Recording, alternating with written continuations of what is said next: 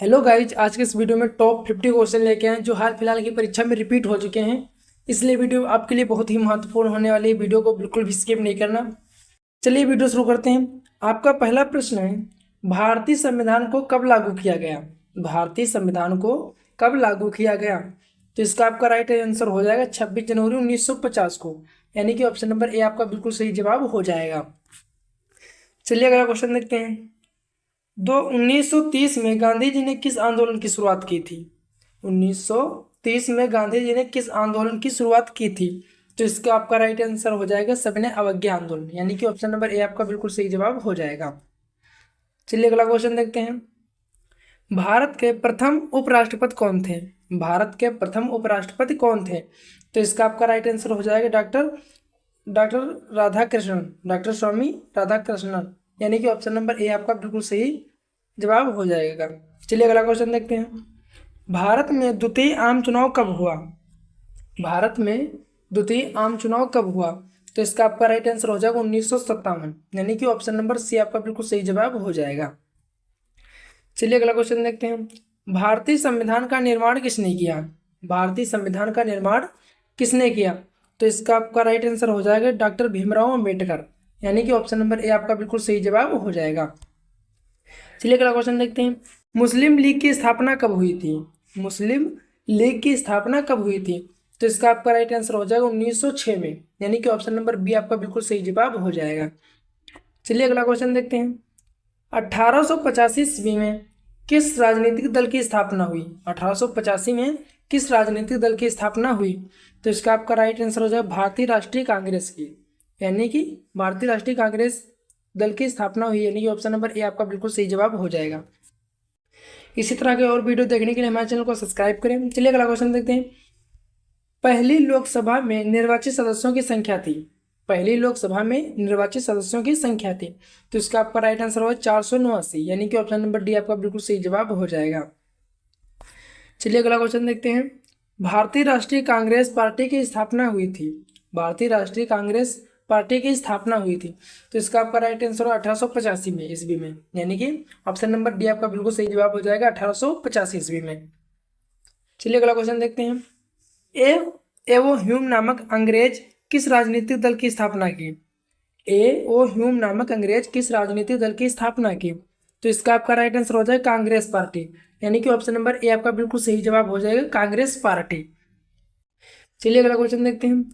Samajwadi party की स्थापना किसके नेतृत्व में किया गया? समाजवादी पार्टी की स्थापना किसके नेतृत्व में किया गया? तो इसका आपका राइट आंसर हो जाएगा मुलायम सिंह यादव के नेतृत्व में, यानी कि ऑप्शन नंबर ए आपका बिल्कुल सही जवाब हो जाएगा मुलायम सिंह यादव के नेतृत्व में स्थापना इसकी की गई थी। चलिए अगला क्वेश्चन देखें। पंचशील समझौता किन देशों के बीच हुआ? पंचशील समझौता किन देशों के बीच हुआ?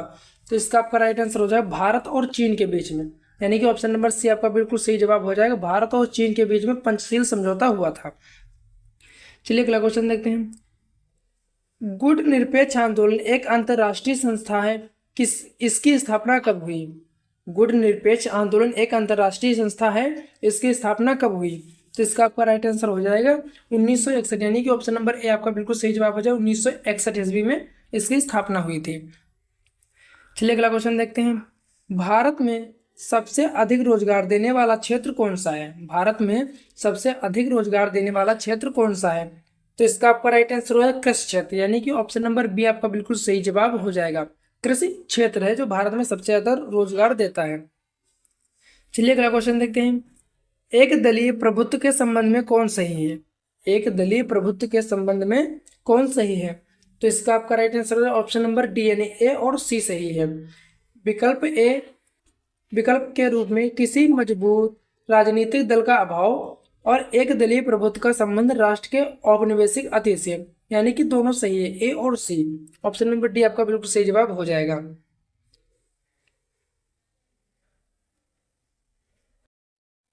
चलिए अगला क्वेश्चन देखते हैं। 1959 में केरल में समाजवादी सरकार के मुख्यमंत्री कौन थे? 1959 के में केरल में साम्यवादी सरकार के मुख्यमंत्री कौन थे? तो इसका आपका राइट आंसर हो जाएगा EMS नंबूदरी पाद, यानी कि ऑप्शन नंबर ए आपका बिल्कुल सही जवाब हो जाएगा। चलिए अगला क्वेश्चन देखते हैं। साम्यवादी दल की स्थापना किस वर्ष हुई? साम्यवादी दल की स्थापना किस वर्ष हुई? तो इसका आपका राइट आंसर हो जाएगा 1925 ईस्वी में, यानी कि ऑप्शन नंबर ए आपका बिल्कुल सही जवाब हो जाएगा। 1925 ईस्वी में साम्यवादी दल की स्थापना हुई। चलिए अगला क्वेश्चन देखते हैं।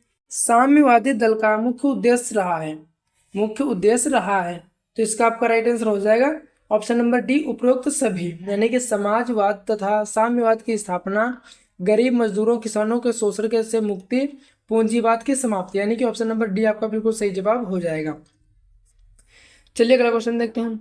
भारतीय जनसंघ की स्थापना का मुख्य उद्देश्य थे, भारतीय जनसंघ की स्थापना का मुख्य उद्देश्य थे, तो इसका आपका राइट आंसर हो जाएगा हिंदू धर्म एवं संस्कृति की रक्षा करना, हिंदू धर्म एवं संस्कृति की रक्षा करना, यानी कि ऑप्शन नंबर ए आपका बिल्कुल सही जवाब हो जाएगा। चलिए अगला क्वेश्चन देखते हैं। निम्नलिखित में से किस दल ने एक देश एक संस्कृति एक राष्ट्र के विचार पर बल दिया?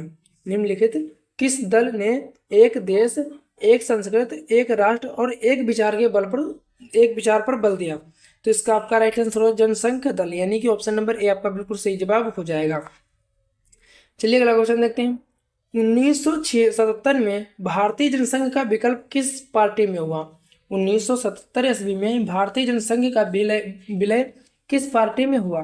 तो इसका आपका राइट आंसर हो जाएगा जनता पार्टी में, यानी कि ऑप्शन नंबर ए आपका बिल्कुल सही जवाब हो जाएगा जनता पार्टी में। चलिए अगला क्वेश्चन देखते हैं। राम मनोहर लोहिया के नेतृत्व में किस पार्टी का गठन किया गया? राम मनोहर लोहिया के नेतृत्व में किस पार्टी का गठन किया गया? तो इसका आपका राइट आंसर हो जाएगा कांग्रेस सोशलिस्ट पार्टी, यानी कि ऑप्शन नंबर ए आपका बिल्कुल सही जवाब हो जाएगा कांग्रेस सोशलिस्ट पार्टी का। चलिए अगला क्वेश्चन देखते हैं। गांधीवादी समाजवाद की स्थापना करना इनमें से किस दल का प्रमुख उद्देश्य था? गांधीवादी समाजवाद की स्थापना करना इनमें से किस दल का प्रमुख उद्देश्य था? तो इसका आपका राइट आंसर है समाजवादी पार्टी, यानी कि ऑप्शन नंबर ए आपका सही बिल्कुल सही जवाब हो जाएगा समाजवादी पार्टी। चलिए अगला क्वेश्चन देखते हैं। स्वतंत्र भारत की प्रथम सरकार में गृह मंत्री कौन था? स्वतंत्र भारत की प्रथम सरकार में गृह मंत्री कौन था?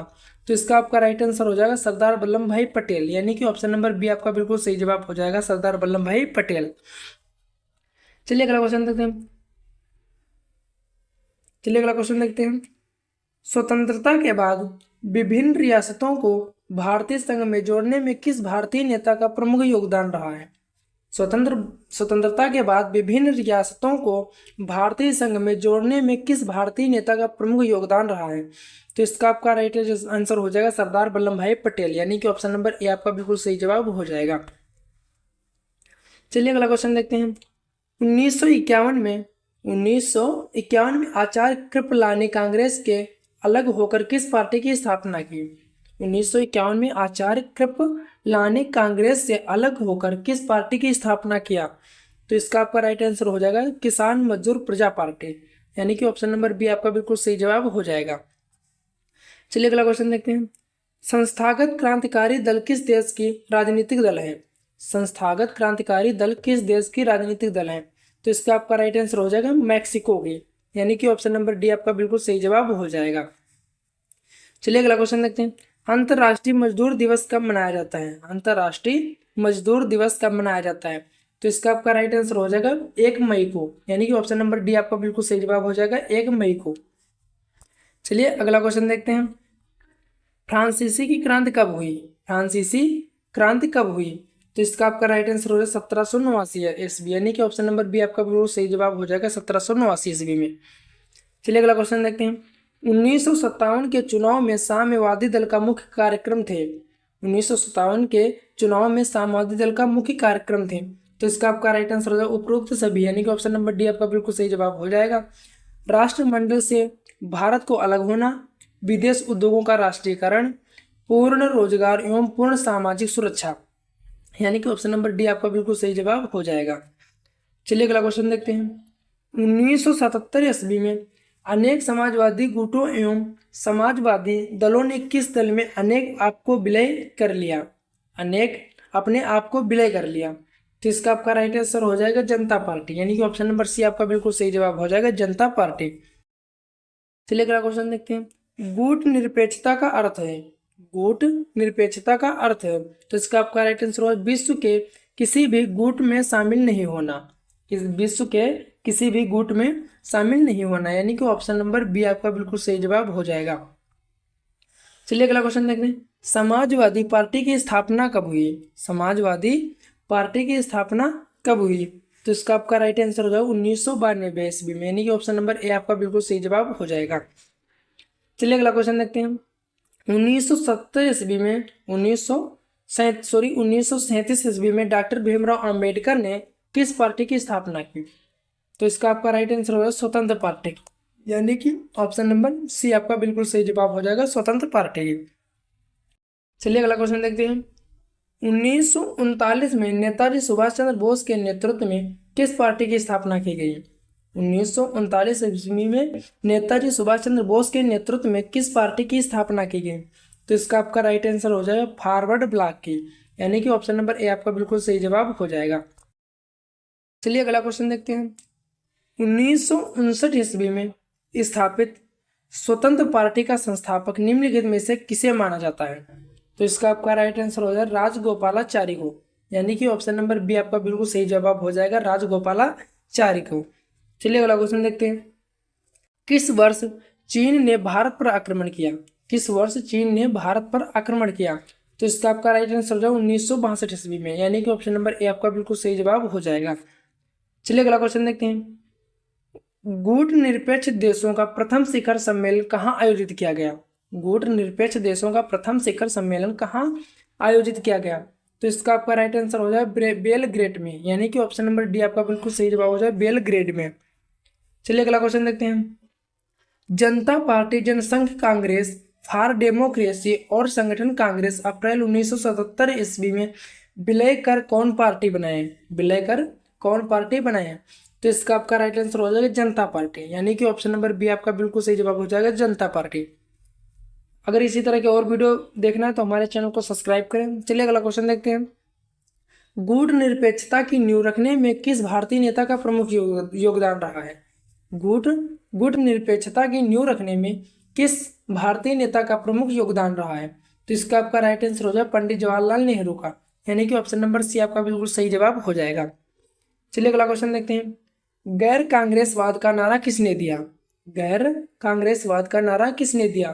तो इसका आपका राइट आंसर हो जाएगा ये सभी, जयप्रकाश नारायण ने, मोरारजी देसाई ने, राम मनोहर लोहिया ने, यानी कि ऑप्शन नंबर डी आपका बिल्कुल सही जवाब हो जाएगा, इन सभी ने दिया। ठीक है, चलिए अगला क्वेश्चन देखते हैं, भारतीय कम्युनिस्ट पार्टी किस वर्ष दो विरोधी दलों में बट गई?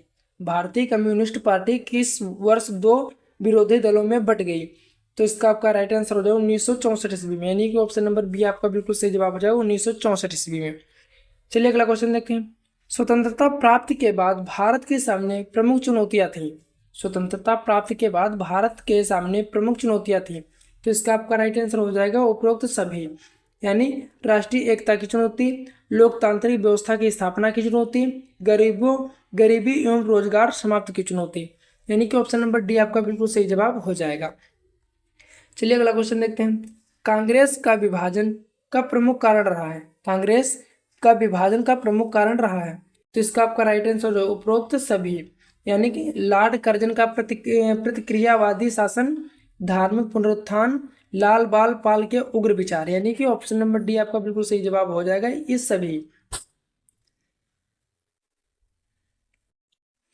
चलिए अगला क्वेश्चन देखते हैं, कांग्रेस का प्रभुत्व काल कब से कब तक माना जाता है? कांग्रेस का प्रभुत्व काल कब से कब तक माना जाता है? तो इसका आपका राइट आंसर हो जाएगा 1952 से 1967 तक, यानी कि ऑप्शन नंबर बी आपका बिल्कुल सही जवाब हो जाएगा, 1952 से 1967 ईस्वी तक। चलिए अगला क्वेश्चन देखते हैं, औपनिवेशिक शासन से मुक्त हुए बहुत से देशों में अलोकतांत्रिक शासन अपनाने के पीछे मुख्य कारण थे। औपनिवेशिक शासन से मुक्त हुए बहुत से देशों में अलोकतांत्रिक शासन अपनाने के पीछे मुख्य कारण क्या थे? तो इसका आपका राइट आंसर हो जाए एक दल का प्रभुत्व बढ़ेगा, एक दल का प्रभुत्व बढ़ेगा, यानी कि ऑप्शन नंबर सी आपका बिल्कुल सही जवाब हो जाएगा। चलिए अगला क्वेश्चन देखते हैं, भारतीय निर्वाचन आयोग का गठन किया गया। भारतीय निर्वाचन आयोग का गठन किया गया, तो इसका आपका राइट आंसर हो जाए जनवरी 1950 ईस्वी में, यानी कि ऑप्शन नंबर सी आपका बिल्कुल सही जवाब हो जाएगा। इसी तरह और वीडियो देखने के लिए हमारे चैनल को सब्सक्राइब करें चलिए अगला क्वेश्चन देखते हैं। भारत के प्रथम चुनाव आयुक्त थे, भारत के प्रथम चुनाव आयुक्त थे, तो इसका आपका राइट आंसर हो जाएगा सुकुमार सेन, सुकुमार सेन, यानी कि ऑप्शन नंबर बी आपका बिल्कुल सही जवाब हो जाएगा, सुकुमार सेन। चलिए अगला क्वेश्चन, पतंजलि का संबंध है, पतंजलि का संबंध किससे है, तो इसका आपका राइट आंसर हो जाएगा योग दर्शन से, यानी कि ऑप्शन नंबर डी आपका बिल्कुल सही जवाब हो जाएगा। चलिए अगला क्वेश्चन देखते हैं। पंचशील समझौता कब हुआ, पंचशील समझौता कब हुआ, तो इसका आपका राइट आंसर हो जाएगा 29 अप्रैल 1954 ईस्वी में, यानी कि ऑप्शन नंबर बी आपका बिल्कुल सही जवाब हो जाएगा। अगर ये वीडियो पसंद आई तो प्लीज़ चैनल को लाइक शेयर एंड सब्सक्राइब करें। मिलते हैं अगले वीडियो में, तब तक के लिए जय।